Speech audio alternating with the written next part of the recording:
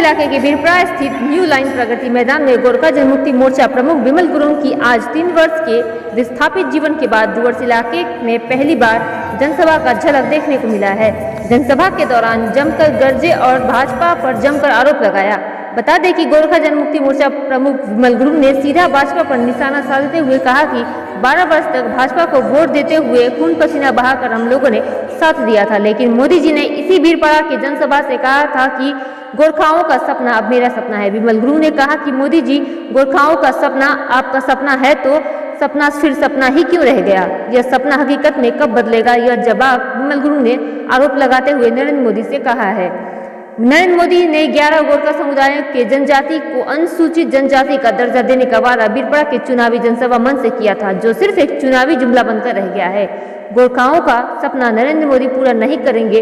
उन्होंने भाजपा को दंगई और विभाजनकारी पार्टी भी बताते हुए जमकर प्रहार किया। कहा कि भाजपा कन्यूमल पार्टी है। देखते रहिए NEI डुवर्स न्यूज। और विमल गुरुंग ने क्या कहा जनसभा में और पत्रकारों से बात करते हुए देखते हुए YouTube पर लाइक और सब्सक्राइब जरूर करें और अपने इलाकों के खबरों से जुड़े रहने के लिए बने रहें। अमित शाह ज्यूसँग टेलिफोनिक कन्भर्सेसन हुँदा चिठी चेन्ज गरिदिया है भनेर उल्टा भन्छ। हामीले बवाल भयो,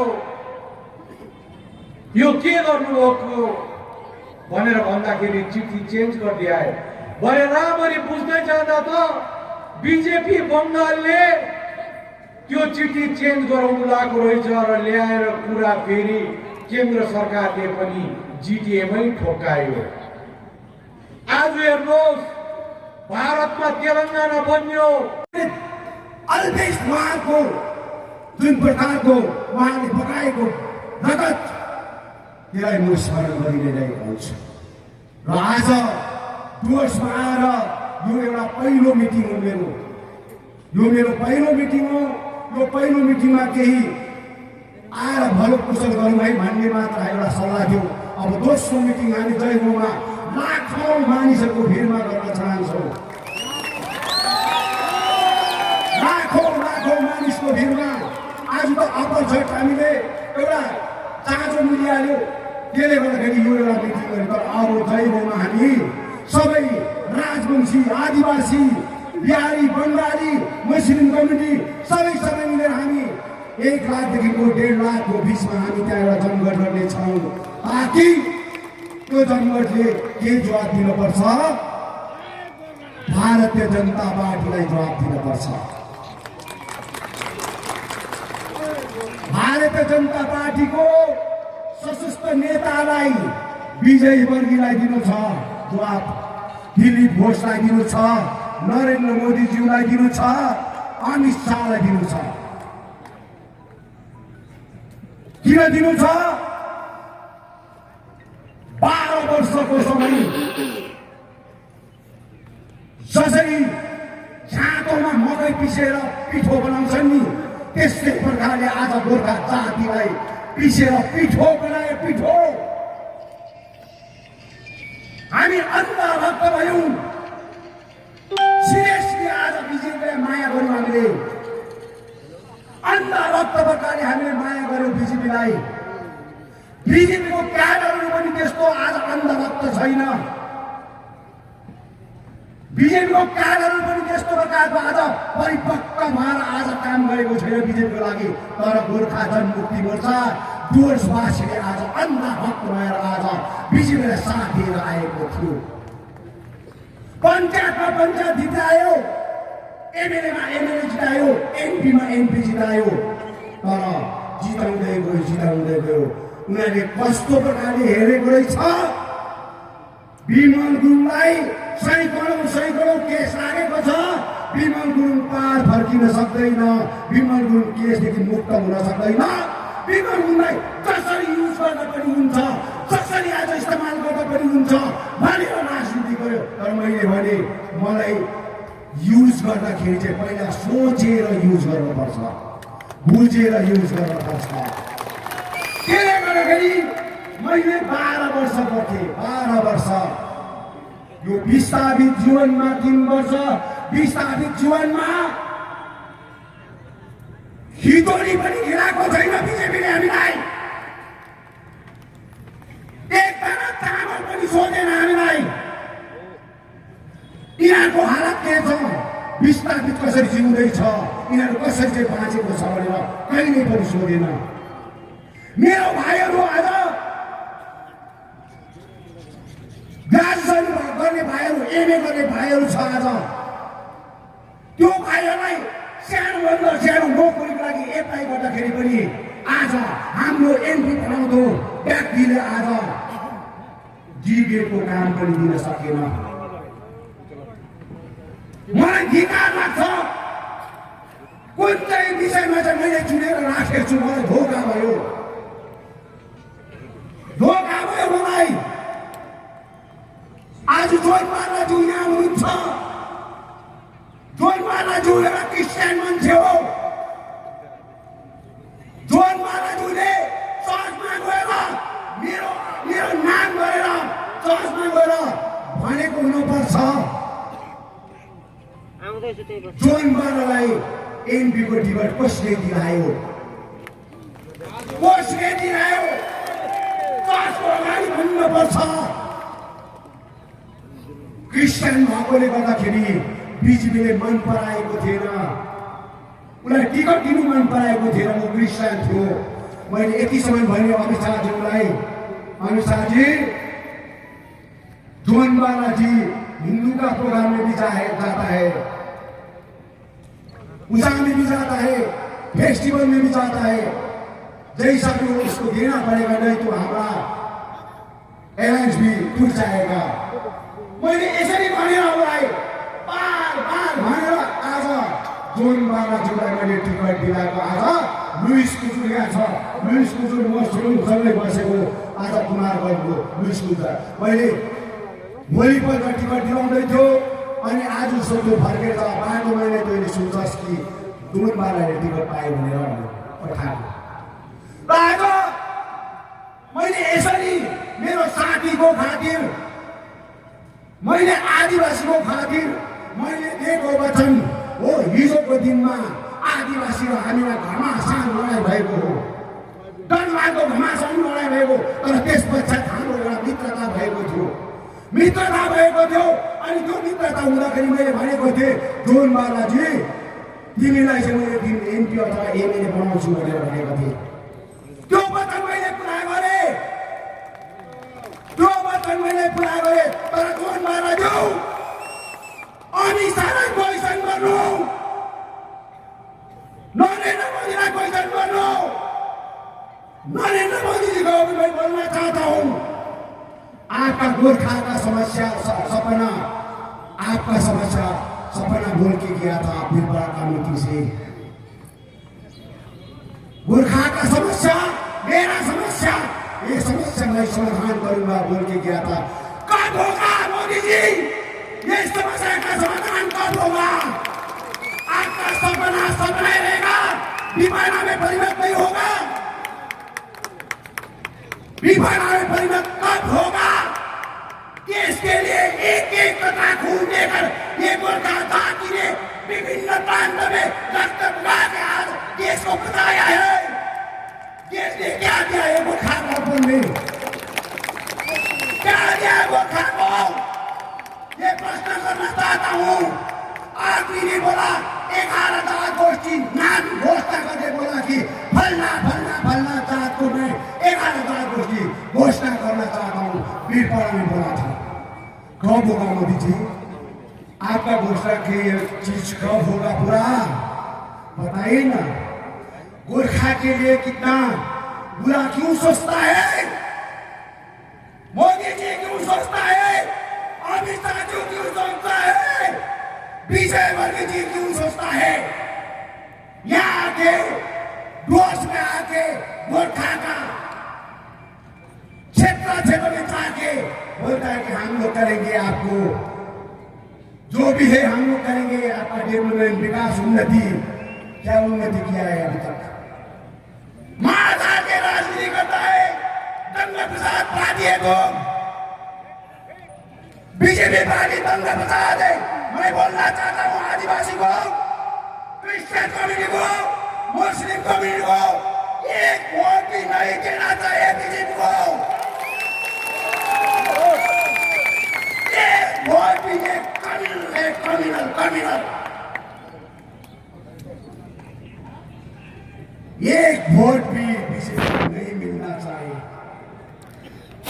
दो चार आदमी है यहाँ पर, डुवर्स में दो चार आदमी है जो गोरखा बोलता है। दिल्ली में जाके गोरखा जनमुक्ति मोर्चा डुवर्स में नहीं अमित शाह को बोल के आया, विजय वर्गीय को बोल के आया। अब ये इतना आगे ना आएगा, इससे वोट डालेगा कि नहीं डालेगा? 2021 में वोट डालेगा कि नहीं डालेगा? ये समझ लेना चाहिए। यहाँ का जो भी कार्यकर्ता है बीजेपी का नेतृत्व वर्ग है, और दिखाऊंगा आने वाला दिन में जयगों का प्रागण से जरूर दिखाऊंगा, क्योंकि पार्टियां है, बस मोदी जी पार्टियां है। तुमने 12 वर्ष मेरे ऊपर इतना तकलीफ दिया है, लेकिन मैंने 3 वर्ष में देखा दुख तो दिया। मिस ममता बनर्जी ने मेरे को दुख दिया, लेकिन मैंने एक जामीन किया, मैंने एक जामीन दिया, देखा कि ममता बनर्जी का चीज क्या है, ममता बनर्जी आदमी क्या है। मैंने देखा जो बोलता है वो करता है, जो सोचता है वो करता है। इसलिए मैं एक कदम बैक होकर भी मैं अपना लड़ाई लड़ूंगा। मैं एक कदम बैक होकर भी मैं मेरा लड़ाई लड़ूंगा, और लड़ूंगा तो दीदी का साथ को लेकर और उसको आगे लगाकर सेंट्रल का साथ में लड़ाई लड़ूंगा। मेरा डिमांड परमानेंट पॉलिटिकल सॉल्यूशन। इसके लिए मैं दीदी का साथ मिलकर सेंट्रल गवर्नमेंट को प्रेशराइज करूंगा, दबाव दे दूंगा। इसीलिए मैंने आज थोड़ा बड़ा हिंदी भाषण भी बोल रहा हूं।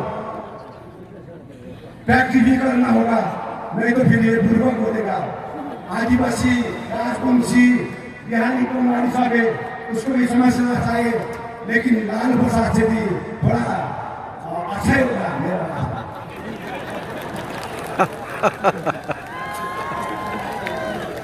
यो एउटा विषयहरू आज भारतीय जनता पार्टीले हामीमाथि गरेको अन्याय र अत्याचार अब प्रत्येक क्याडरले, प्रत्येक कार्यकर्ताले गाउँ सुनकोशदेखि लिएर तुलसादेखि लिएर पर पत्थरसम्म आज तपाईँले गाउँमा क्षेत्रमा काम गर्नुपर्छ।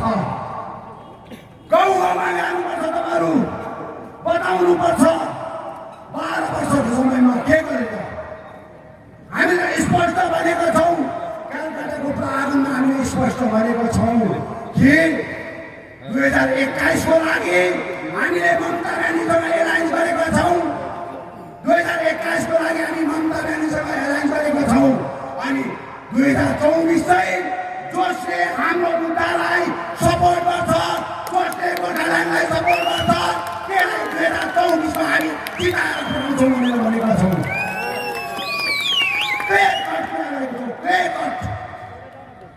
त्यसले गर्दाखेरि हामी चाहन्छौँ आज यो विप्राको प्रागणमा मेरो भाइ बहिनीहरू, दाजुभाइ दिदीबहिनी, जसले आज अध्यक्षलाई माया गरेर तपाईँ आउनुभयो, यहाँ तपाईँले माया गरेर आज जन्म ठुनुभयो। म आज धेरै बिमार हुँदा पनि यो बिमार पनि तपाईँलाई देख्दाखेरि तपाईँको इच्छा उमङ्ग देख्दाखेरि म बिमारी पनि सबै हटेर गयो। तपाईँ त्यसले गरेर घरिघरि मलाई मेरो मन जब तपाईँलाई फर्स्ट टाइम मैले सम्बोधन या न मानेगा। हम लोग का जो भी हमने एक लिया है बीजेपी को छोड़ के, और जो इंडिया का साथ हम लोग छोड़ के, तो हमने अलायंस हम लोग तोड़ के तो हम लोग एक तोड़ दिए। इसीलिए हम लोग आगे जाके जितना भी हम लोग जो बीजेपी का खिलाफ में जो हम लोग प्रचार करना है हम लोग करेंगे, जो भी है करेंगे। आज गोरुबथान में अनित थापा सभा किया ना ना सुकना में बोलो क्या क्या होगा, उसके क्या इशू है, उसका जो जनसभा किया इशू क्या है, इशू होना चाहिए ना। हम लोग को तो इशू है, हम लोग को इशू है। अभी 2021 का इलेक्शन के लिए हम लोग अलायंस है टीएमसी का साथ, इसलिए उसका प्रचार में लगा हुआ है। केही दिन अघि मात्रै विनय तामाङज्यू डुवर्स भ्रमणमा आउँदाखेरि त्यस टाइम भन्नुभएको थियो कि एलायन्स हामीसँग छ, अन्य दलसँग भेट्नु भएको छैन भन्नुभएको थियो। के भन्नुहुन्छ यस विषयमा? देखिए अभी हम लोग जितना भी है यहाँ पर मीटिंग कर रहा हूँ, जगह जगह मीटिंग कर रहा हूँ, और हम लोग जाके आके 21 तारीख हम लोग का प्रेस कॉन्फ्रेंस हो गया, उसको पता चलना चाहिए उसका साथ है या किसका साथ है, वो आने वाला दिन में दिखाएगा। और उसका जनमत क्या है कैसा है वो भी बाद में दिखाएगा, क्योंकि 6 तारीख का मीटिंग में दिखा है कितना भीड़ था। तो 1,30,000 से ज़्यादा आदमी था, तो वो लोग बोलता है 15,000 था। तो ऐसा पॉलिटिक्स में ऐसा राजनीतिक ठीक नहीं होगा ना। तो हम लोग चाहता हूँ कि अभी हम लोग जितना भी बंगाल का साथ एक मिलकर हम लोग काम कर रहा हूँ, और उसी का वो तरीका से हम लोग आगे जाना चाहता हूँ। 3-4 दिन पहले जॉन बारला जी एक प्रेस कॉन्फ्रेंस किए थे, उन्होंने कहा कि विमल गुरुंग जी मेरे मित्र हैं, मित्र रहेंगे, राजनीतिक मित्र है, हाँ मित्र है। और मैंने उसको जो भी मैंने टिकट दिलाने में मैंने कोशिश किया, दिलाया भी। और अभी आके जो मुसीबत में हम लोग हैं, और वो मुसीबत में एक दोस्त होकर काम करना चाहिए, और मैं चाहता हूँ कि आने वाला दिन में अच्छा रिजल्ट हो जाए। 13 डुवर्स में आपका दीदी का साथ ऐसा कुछ सवाल हुआ कि जो कैंडिडेट होगा टीएमसी का, देखिए कैंडिडेट कौन होगा कैसा होगा अभी फिक्स नहीं है, लेकिन हम लोग पहाड़ तराई में कौन कौन जगह में क्या क्या करना है वो हम लोग आगे बात तो हो चुका है। विमलजी, डुवर्समा 3.5 वर्ष अन्तराल पश्चात तपाईँ आउनु भइरहेको छ, कस्तो फिल हुँदैछ तपाईँलाई? म एकदमै खुसी छु। अनि जुन प्रकारले यहाँको डुवर्सको मान्छेको रेस्पोन्स छ, अनि जहिले पनि डुवर्सको मान्छेले चाहिँ माया गरिरहेछ, कहिले पनि उहाँले अवहेलना गर्ने काम गरेन, उहाँले माया नै गरिरहेछ, अनि उहाँलाई म एकदमै रेस्पेक्ट गर्छु। दाजु, दार्जिलिङमा तपाईँको योपालिको नेक्स्ट सभामा मान्छे कस्तो आउँछ होला? मान्छे मैले पनि म लाखभन्दा ज्यादा मान्छे थुपार्छु। तपाईँको स्पिच लाइन के हुनसक्छ होला दार्जिलिङको? दार्जिलिङमा मेरो त्यहाँको लोकल विषयहरू हुन्छ। डुवर्सको विषय लिएर चाहिँ के अझै? जयगांव कब तक आ रहे हैं आप? जयगांव तो मैं अभी जनवरी का फर्स्ट वीक में। डुवर्सको विषयमा चाहिँ के अरू के प्लानहरू सोच्नु भएको छ? डुवर्सको विषयमा धेरै छ, जस्तै हाम्रो आदिवासीको भाषाको विषयमा, सादरी भाषाको विषयमा, राजवंशीको अघि, अनि मुस्लिमको आफ्नो जुन चाहिँ अब उनीहरूको लोकल इस्युजहरू छ, जम्मै कुरोहरूमा हामी बात गर्दैछौँ, जति पनि छ हामी बात गर्दैछौँ। गोर्खाल्यान्ड इस्यु त हामीले पनि पोलिटिकल पर्मानेन्ट सल्युसन मैले अलरेडी कुरा राखेको छु। पोलिटिकल पर्मानेन्ट सल्युसनको लागि बङ्गाल सरकारसँग हामी बात चल्छ। विमलज्यू, बीजेपीले यो 21 को चुनाव अघि विधानसभा चुनावको जुन 11 जात गोष्ठीको मुद्दा छ, यसलाई स्वीकार्ने एउटा हल्ला सुनिँदैछ, के भन्नुहुन्छ यो विषय? उसलाई 15 वर्ष जिताइदियो, उनीहरूले देखाउनु पर्छ, दिएन भने ल्याएन भने त उनीहरूले भोट किन माग्नु? बाइचान्स गरे भने कि तपाईँहरू एलायन्स गर्नुहुन्छ? गर्दैनौँ हामी, 15 वर्ष दिउँ नि हामीले, उसलाई दिइसक्यौँ हामीले, अब किन दिनु?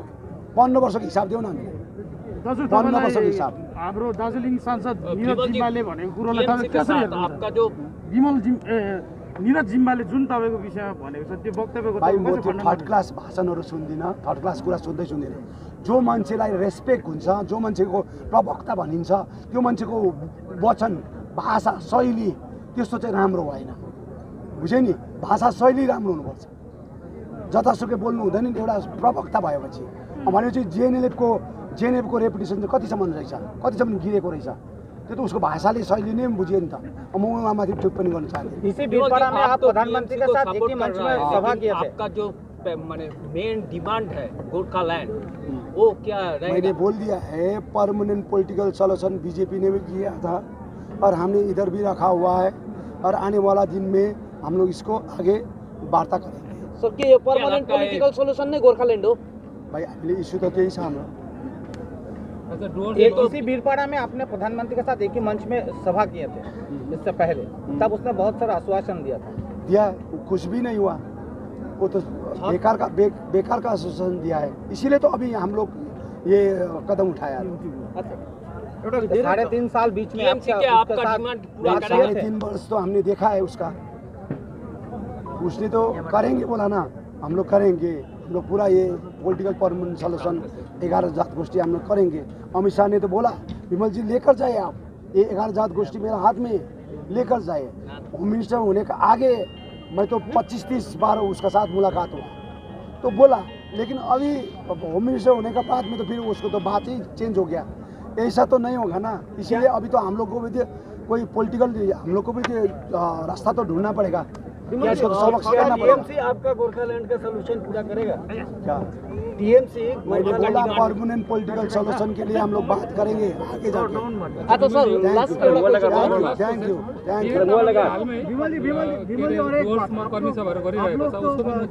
को सपोर्ट करेंगे केम छैन नो त्यो विनय तामाङको कुरै नगर्नुहोस् त। भोलिको दिनमा विनय तामाङ र विमल तामाङले